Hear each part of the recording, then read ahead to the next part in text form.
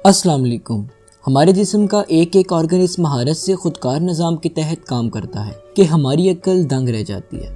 हमारे जिस्म में कई सिस्टम्स एक ही वक्त में काम करते हैं, जिनमें से एक अहम सिस्टम डाइजेस्टिव सिस्टम भी है और आज हम इसी सिस्टम पर बात करेंगे। खाना खाने से लेकर इसके हजम होने तक के तमाम प्रोसेस को डाइजेशन कहते हैं। आइए आज आपको हमारे जिस्म में डाइजेशन और डाइजेस्टिव सिस्टम के बारे में कुछ मालूमात फराहम करते हैं। हमारा डाइजेस्टिव सिस्टम कई ऑर्गन्स और ग्लैंड से मिलकर बना है जो खाना खाने के बाद इसे हजम करने यानी डाइजेस्ट करने में हमारी मदद करते हैं। हम जो भी खाना खाते हैं हमारा जिस्म इसे बारीक ज़र्रात में तब्दील कर देता है ताकि इसे हजम करने में आसानी हो और वेस्ट मटेरियल अखराज भी किया जा सके।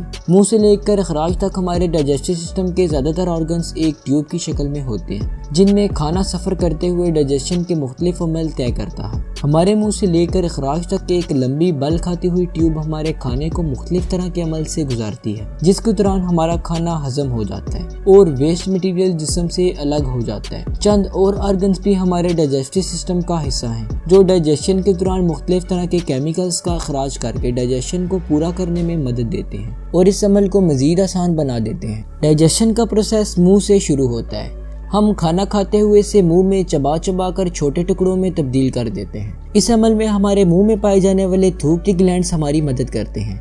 थूक में शामिल अज़्ज़ा हमारे खाने को चबाने में मदद देते हैं और हमारा खाना पहले से छोटे टुकड़ों में तब्दील होकर मजीद अमल से गुजरने के लिए तैयार हो जाता है। खाना मुंह में चबाए जाने के बाद जिस नाली में दाखिल होता है इसे एसोफेगस कहते हैं।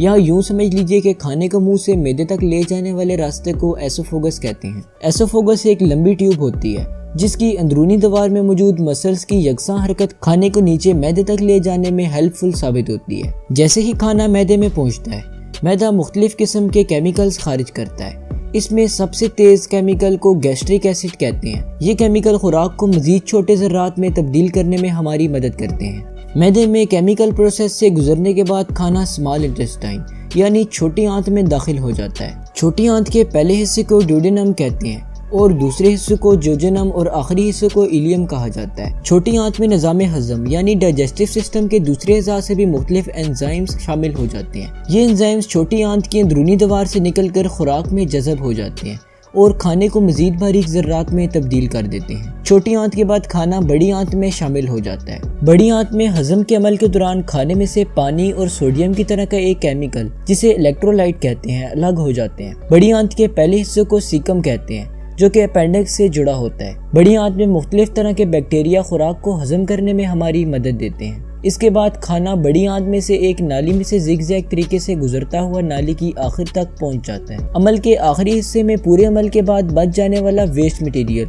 रेक्टम नामी हिस्से में तब तक के लिए जमा हो जाता है जब तक इखराज के रास्ते जिससे एनस कहा जाता है उसके जरिए से जिस्म से बाहर न निकल जाए। तो ये था हमारा डाइजेस्टिव सिस्टम। कैसी लगी आपको ये वीडियो नीचे कमेंट्स करके ज़रूर बताइएगा। शुक्रिया, अल्लाह हाफिज़।